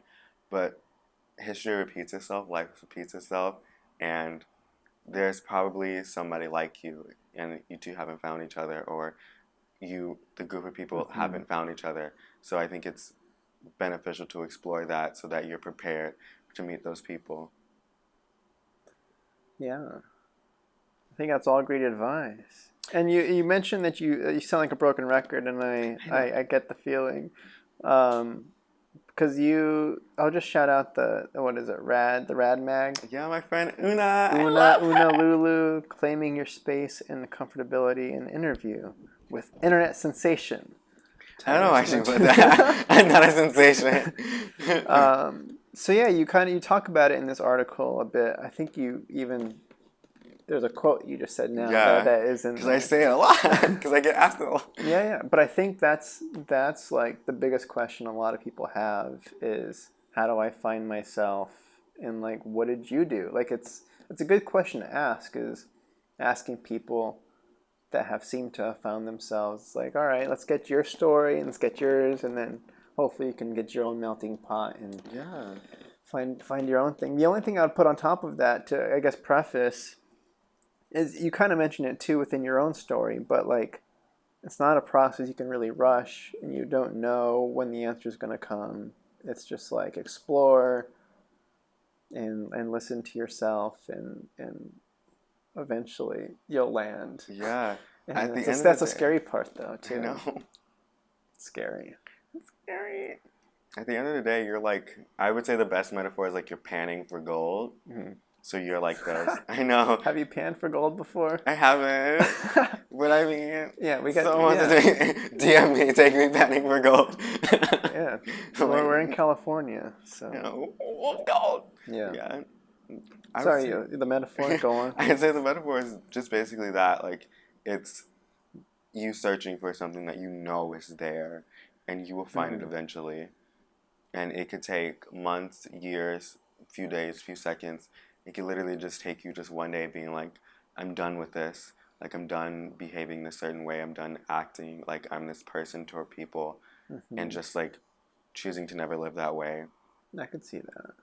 So it's yeah. Yeah, because I'm sure there's scenarios in which I just started watching Westworld I don't know on what's HBO, what. and there's a quote in there because Westworld. I don't know if you're familiar with the premise at all, but it's like 3 seasons in. Regardless, it's a future society, and there's like a theme park, pretty much, of like the old west, and rich people can go and spend money to go spend time in this world. And they have like AI robots and stuff around there that kind of play the characters at the park, and you get to interact with them and do storylines, go on adventures, and have some fun. But they're trying to incorporate new narratives into this world, and the big boss says he doesn't like the new narrative that was presented, and he was like, "You're not offering anything new. People aren't here to find out who they are. They already know who they are. They want the experience of seeing who they could become, like other people they could be." And I'm like, so when you're saying that, I'm like, I feel like a lot of people do know who they are. They're just in avoidance and accepting it, or something along the lines of the shame or the fear or all those kinds of things. That I think it also takes into account of like how I felt growing up. Is like I didn't have anybody to look up to, so I can just like make it. I guess I was like, okay, I can create myself into somebody I can look up to, or just find strength in what my strengths are.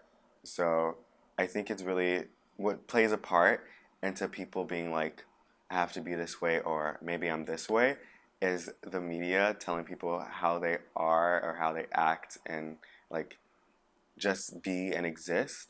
Like if you also think about the fact that like now people are like, boys wear blue, girls wear like pink. Mm-hmm. It wasn't always like that. It's always been the media trying to like tell you which way to go based on the beliefs of one specific group and not necessarily the community at large. So, it's a lot of I be thinking about this in my room. No, for sure. I mean, yeah, it's the pursuit of happiness, and it's like, oh, you didn't know this product existed until you just saw this ad. Why do you even want it? And it's like, oh, how do you know this product's gonna make you happy? It's like, well, I saw it on TV in the commercial. They look really happy. Like, I want that. And it's like, is that who's making up these rules? I know. And then it becomes a normality, so you can't imagine a world before it. Like with phones, so you're like, what? Don't you? Scary. All right, those are all, I don't know. Okay. It's a tough thing to combat, though. But I guess that's the whole thing, is knowing that it exists is a helpful place to be. So when you do see something, you're like, oh my gosh, I like it. You can actually dissect. Wait, why do I like it? What is it about this? Do I really like it? Is it just the snazzy editing? Was it the actor that was wearing it? Like, all that kind of stuff is weird. Yeah, it goes back to that self-exploration. Like, explore it. Discover. Pan for gold. Yeah. My commercial. Yeah. Buy my book. When's the book coming? I'm just kidding. It sounds like it's almost, you just got to put it on paper at this point. So I'll jump into this last bit. I don't really have anything new, but I wanted to ask about the classic question of like, what are you excited about in 2021? Because I think about it because we're both in LA, both excited about potential in film life and all that kind of stuff, and seeing what's going to happen. Because since the lockdown and whatnot, the film industry hasn't quite come back yet. It's kind of limping back in, and we'll see where it goes. But how are you? I feel like there's a lot of potential in the year. But what's your take on? I don't know. What are you looking forward to? I'm excited. I'm excited to see summertime come out, to see people's reaction to it, and I'm like, and I guess I'm just excited to just put more of myself out, because I think I've lived so much of, way I can describe it. So like I spent most of my life like being to myself, and then like when I started to be myself in the outside, I was still like to myself, and I was like to myself, but then around people who liked who I was, and now I get to be myself around people, but then actively try to put myself out there more. Okay. Because before I wasn't really. People were just like, I like you, and I'm like, okay, here we go, come along. And I'm just like, you know what, I'm gonna put myself out there. If people reach out to me, that's cool. If they don't, that's also cool. If they do and it's weird, that's cool. And I'm like, if they do and it's weird. Yeah. So like, yeah. Okay. So I'm excited for what 2021 has to offer, what all the years in the future has to offer. However long I'm here, you know. However long you're here. You never know. As in LA or on this earth. Both in LA, if the universe or just the motions of living takes me to a different city, then I'm excited for what that has to bring. Okay, so it sounds like you've got a nice progression going here, nice consistent growth pattern. To put in a weird way there, but I like the way that sounds. Instead of going from 0 to 60, it's like a nice cruise. Yeah, I don't want to put like too much expectation on anything. Like I'm gonna be like, this year is gonna be the best. I'm gonna get this number one. I'm like, it could be the most silent year ever, but at least I didn't build myself up that way. At least I was just like enjoying whatever the year brought. Rather, that was more time for me to explore myself, like last year, or like more time for me to learn how to cook, like, you know. Sure. So like whatever it brings. Okay. I'm excited for it. That's great. What are you excited for? What am I excited for? Wait, what? So the tea. I don't know. I'm in a similar, because I like the viewpoint of happiness and feeling good about the current situation is a lot easier when there's less expectation on yourself, and yet it's hard to grow without having expectation on yourself. It's like, wait, how am I gonna? All right. So anyway, okay. To relate to you, you have the movie coming out summertime. I don't know when it's coming out. Can you say it really quick? Do you know? This summer. Does it have a specific date? All right. Mine, I haven't announced specifically when mine's coming out either yet, but it's soon. So I'm excited about my first feature coming out. That's very cool. I have some stuff cooking on a movie that I can start developing to maybe shoot next year. I have also one that I can do like a nice super quickie, super low budget indie that I can maybe squeeze in a couple weeks this year. So I'm like, just, you know, as we do, we just throw a bunch of stuff up in the air, or I like to call it like planting seeds. Like you just put them all down, and then you water them, and we'll see which ones grow up. Yes, plant metaphor. Oh yeah, green. Yeah. So yeah, movie coming out, a couple movies in the works, and then I'm just really hoping the film industry gets back going and I can get back to more freelance work, and that's where I'd love to be, is on set and collaborating and having fun with cool people and whatnot, and that's what life is about for me, creating and making and having fun. So just hoping, everything keeps moving upward, and I think it still have high hopes. It's February. It's still early. Lots of time. Who knows where we'll be at the end of the year? I mean, the car can only drive at this point. It's kind of parked in the garage, so I feel like even if it doesn't drive, at least we can roll it out of the garage down the hill and push it to the gas station. There's some progress made there still. Yeah. Cool. So I did ask about, we can either do this to end the podcast, or we can save it for the reel, but I did ask about if you wanted to perform a piece. We could end on that. I think it's about that time. I don't know, what piece do you think? What do I think? I wanted to leave it up to you. You have a better opinion, because I don't want to have you overperform and kill a darling. but That's a nice title.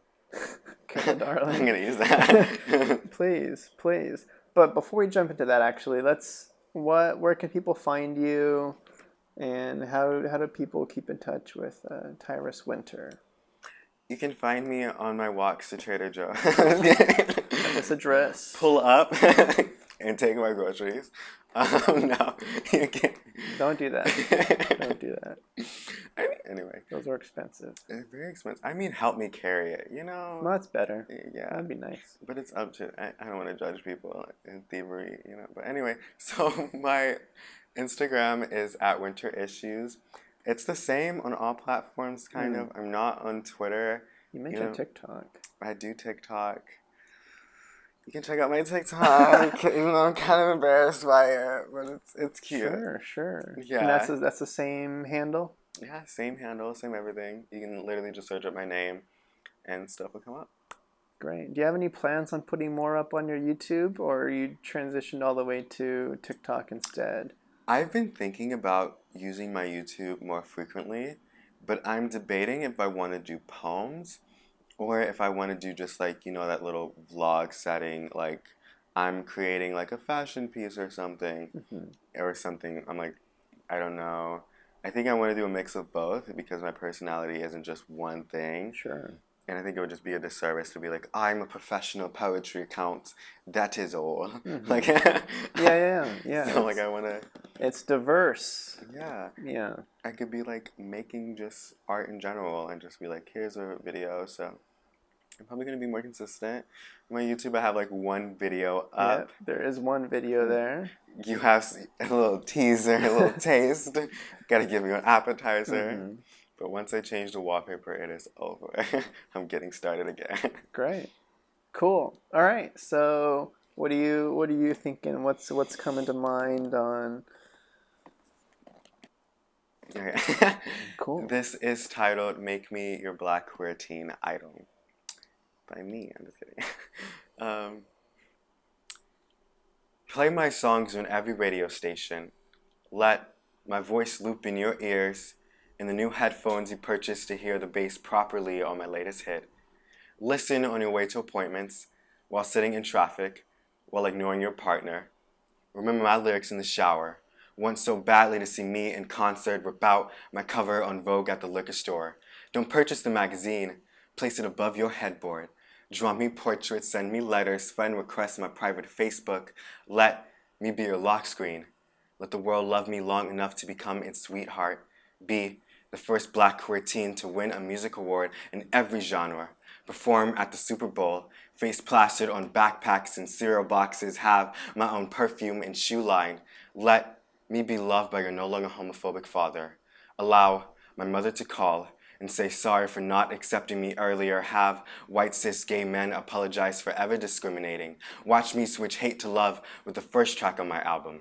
Love me in North America. Love me in South America and Europe, Africa, Asia, Australia, everywhere I wasn't welcome. Love me while I'm alive, when I'm not a headline. Love me as if I'm your friend, like I'm your family. Love me like I'm your everything, but just so happen to be black and queer. Love that I'm proud to be a black queer. Make me your dark-skinned, afro-wearing, tongue-popping, high-heel-strutting, black, queer, teen idol. Thank you. Thank you. We'll end it there. That was beautiful. All right. That's it. Sorry for the weird noise after. I was like, No. You did that plenty throughout. People are used to it. I know. All right.